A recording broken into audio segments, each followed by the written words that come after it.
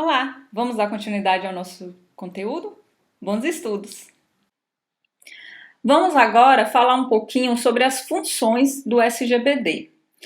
Ele tem como função controlar as redundâncias, compartilhamento de dados, concorrência, reconstrução, acesso controlado, segurança, que é um requisito fundamental, restrições de integridade, distribuição, gerência de armazenamento de dados. Então, essas são as principais funções de um SGBD. Vamos falar um pouco sobre cada uma delas. A redundância controlada. Os diversos setores de uma empresa, eles compartilham informações que podem estar replicadas. Se eu ficar replicando informação, eu vou estar desperdiçando espaço de armazenamento. E a gente sabe que o espaço de armazenamento, ele é limitado. Às vezes parece que não, né? Mas chega uma hora que a conta chega. Aí o HD fica lotado, aí o computador fica lento.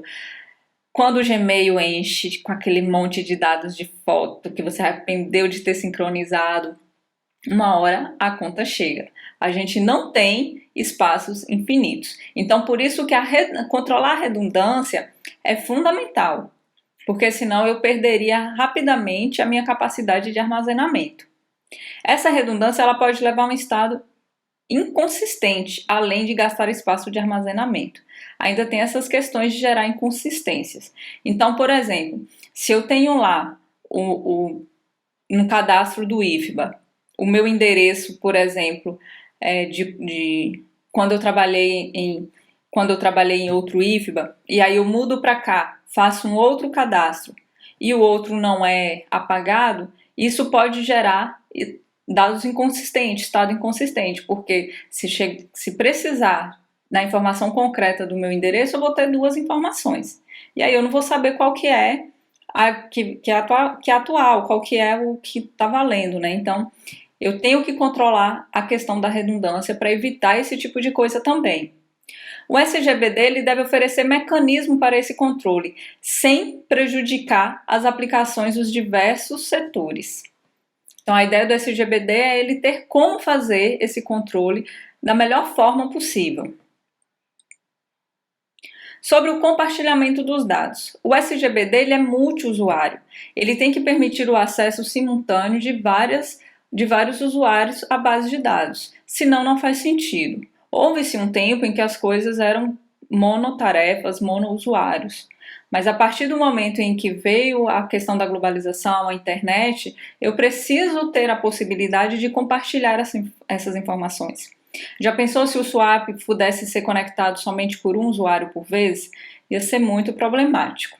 Então ele precisa ter essa função e administrar bem isso. Porque um usuário, ele não pode ter acesso a dados que não é da alçada dele. Já pensou se você tivesse acesso à parte de notas que não fosse só visualizar, que fosse editar também? Não ia dar certo. O SGBD ele deve oferecer um controle de concorrência para garantir que o resultado de várias modificações à base de dados seja correto. Então, esse controle de concorrência é que vai permitir isso, porque ele vai dar segurança de que cada um compartilhe os dados, mas que cada um fique com aquelas incumbências que lhe cabem. Tem a questão, por exemplo, uma reserva de voos. Eu coloquei aqui o SIGA, mas é swap agora, tá bom? Mudou o nome. Tem esse exemplo que eu já falei, e o de reserva de voos, que, por exemplo, se eu estou reservando uma passagem e uma outra pessoa está reservando o mesmo voo, eu tenho que ter esse controle de concorrência para não ocorrer que as duas pessoas reservem o mesmo assento. Então, esse é um exemplo. Ou então que fique sem poder comprar a passagem. É por isso que os sites, geralmente, depois de um tempo sem inatividade, você tem que voltar e fazer tudo de novo, porque justamente ele tem que liberar para que outras pessoas possam comprar. E aí, para fazer isso de forma segura, eu preciso ter esse controle de concorrência. O controle de concorrência, ele também limita as leituras e modificações simultâneas disparadas ao mesmo dado por diferentes usuários. A técnica mais utilizada, ela consiste em bloquear os dados envolvidos em uma determinada operação. Aí é por isso, na compra de passagem, os dados estão ali bloqueados. Se você passa um tempo de inatividade, ele derruba aquilo para liberar para que uma outra pessoa possa comprar. Exemplo, caso um passageiro queira transferir sua reserva de um voo para outro, é necessário que os dois voos estejam bloqueados. Aí vem a questão também de um outro exemplo seria quando você está fazendo uma transferência no banco. Então eu preciso garantir os dois valores ali e só depois de tudo concluído que de fato eu faço a transação. Esse bloqueio, ele pode ser tanto lógico ou físico. Quando é lógico, é só uma questão de linguagem de consulta. Quando é físico, ele vai ter lá um registro na página ou na tabela, físico mesmo, no meu HD, reservando aquilo ali. Então, ele vai separar aquilo ali até a transação ser concluída, até a reserva ser feita, até a transferência de voo ser feita. Então, ele vai pode reservar tanto fisicamente quanto somente no nível lógico, que é no nível do software. As transações, no controle de transações, nós temos as unidades lógicas de trabalho numa aplicação, como por exemplo, mais uma vez, o caso da transferência de voo. Então eu tenho que controlar essa questão das transações. A base de dados está em um estado consistente antes e depois de uma transação. Se eu tiver qualquer inconsistência nisso aí, eu vou correr o risco de não ser efetivo nessa transferência de reserva de voo, ou até mesmo na venda de passagem, eu ter a situação de duas pessoas reservando o mesmo assento. Um mecanismo de transação garante que toda transação indicada ou termina com sucesso ou ela é desfeita. Não pode admitir erro. Se deu qualquer erro, desfaz e volta ao que era antes. É uma forma de eu manter esse controle de transações e manter meu banco de dados consistente. Transações de diferentes usuários, que envolvem dados compartilhados, elas são executadas em sequência, para justamente garantir essa segurança. Transações, elas controlam melhor a concorrência e a reconstrução. Então, é através desse controle de transação que eu vou controlar isso, fazer com que a concorrência e a reconstrução ela ocorram de forma que seja satisfatória para manter os meus dados seguros e consistentes. Vamos falar agora sobre a reconstrução. É um mecanismo de reconstrução que permite que a base de dados volte a um estado consistente após a pane. Backups, eles são as soluções mais simples e antigas para fazer esse tipo de coisa. A reconstrução associada à transação pode proporcionar soluções de backup incremental através de artigos do tipo log. Então eu posso ir fazendo esses backups de forma que no decorrer de uma transação. E aí eu não preciso voltar e desfazer completamente aquela transação.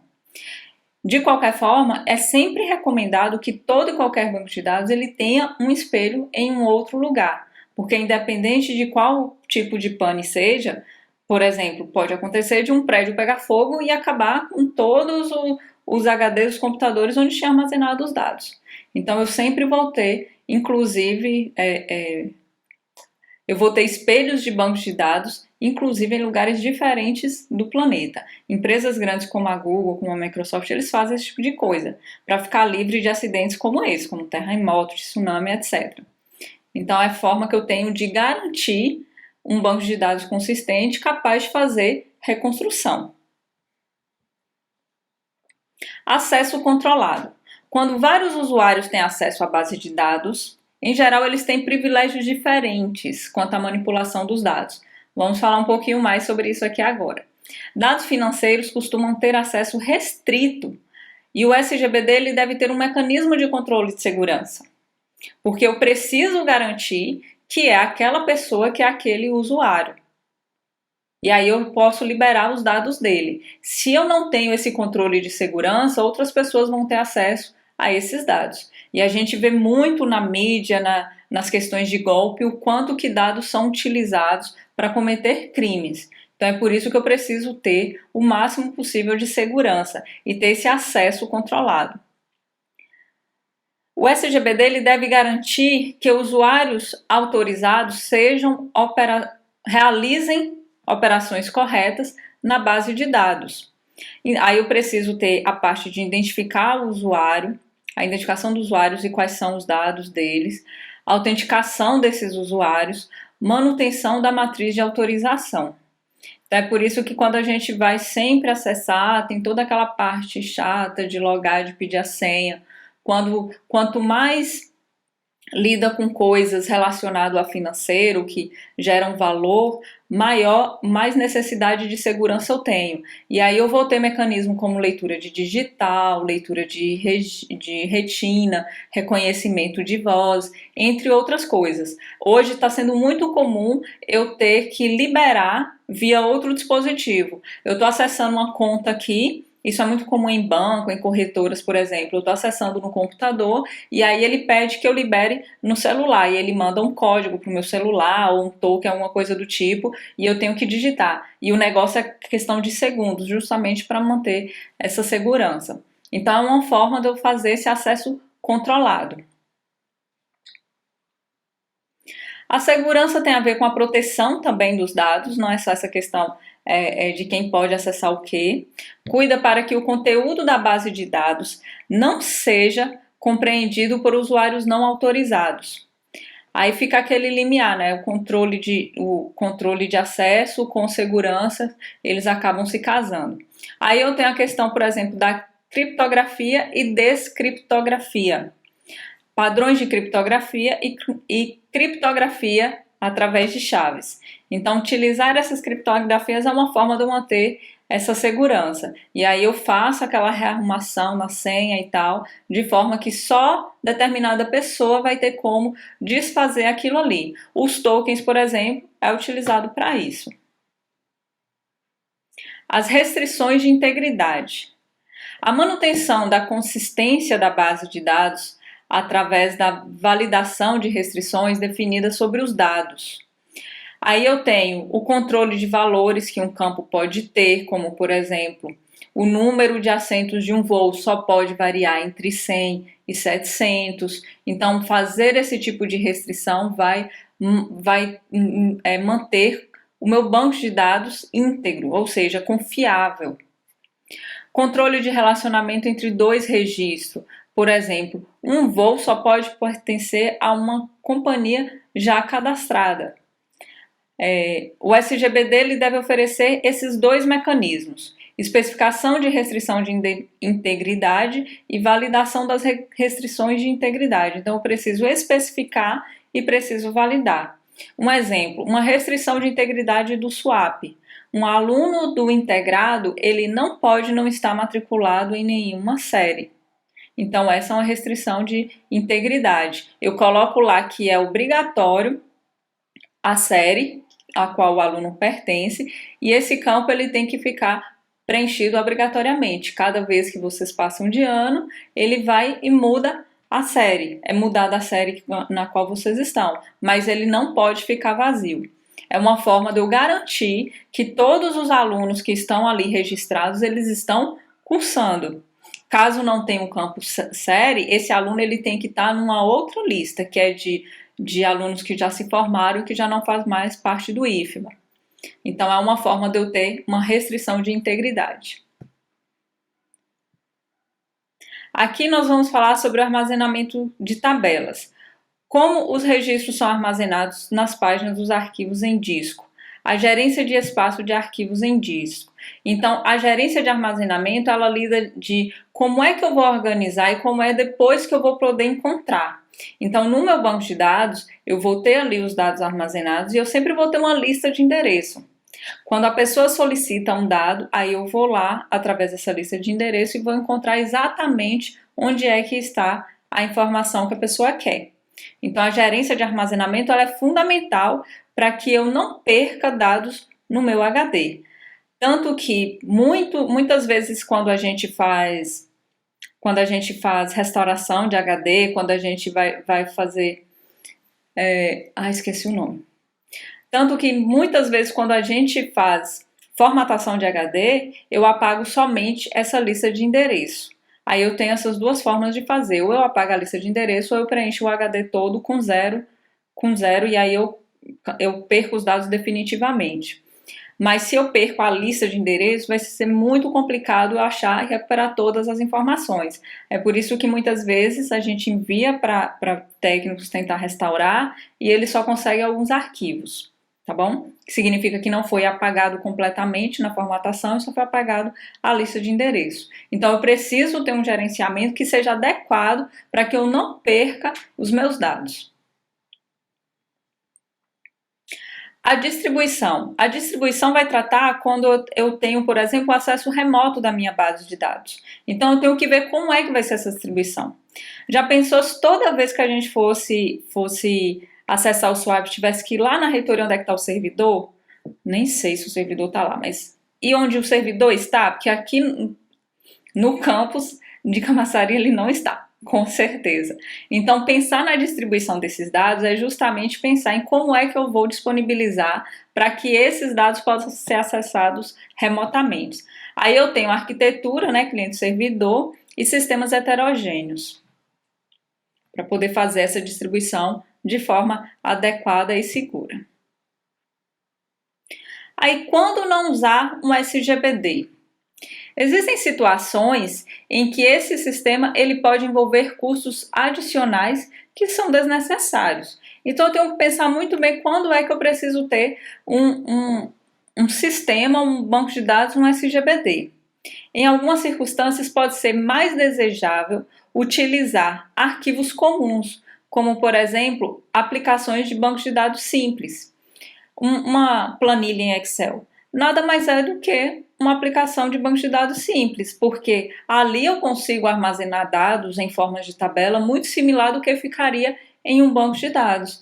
Então, se eu estou num negócio, se eu estou desenvolvendo, estou no início montando um negócio, a priori é mais interessante eu utilizar uma planilha para poder fazer os meus controles do que eu já ter que desembolsar valores para poder ter um banco de dados totalmente automatizado.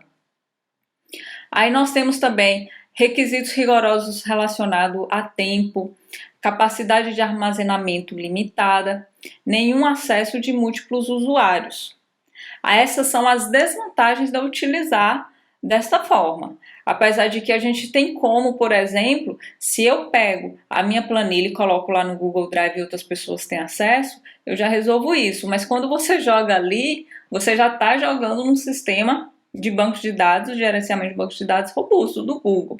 Mas eu posso ter também isso em formas de desktop. Então, vai existir situações em que vai ser mais válido você não usar um SGBD. Aí nós temos aqui agora alguns SGBDs que eu trouxe para vocês. Nós temos o MySQL, que eu acredito que você já conheça. Nós temos o Oracle, o MS SQL Server e nós temos o PostgreSQL. Aqui eu vou tentar utilizar com vocês o MySQL e o Postgre. A ideia é que vocês saibam da existência e que conheçam um pouco, o máximo possível que vocês puderem. Não significa que vocês precisam dominar todos eles. No mercado de trabalho, cada local vai ter o seu que vai utilizar. Vocês podem chegar lá e não ter nenhum desses, e ser um SGBD bem específico, pago, que a empresa utiliza. E aí existem os treinamentos, e o Google também ajuda muito nisso, a gente vai aprendendo a utilizar. Mas o importante aqui é vocês saberem das existências e dominar o SQL, porque essa linguagem ela vai ser a mesma para todos eles. Bem, pessoal, espero que tenha ficado claro a diferença entre bancos de dados e SGBD. São coisas distintas, não se esqueçam. Bancos de dados, eu estou falando apenas do armazenamento de dados, e o SGBD é o software que permite a gente gerenciar, manipular, controlar e fazer todas as coisas que a gente quer com os dados, ok?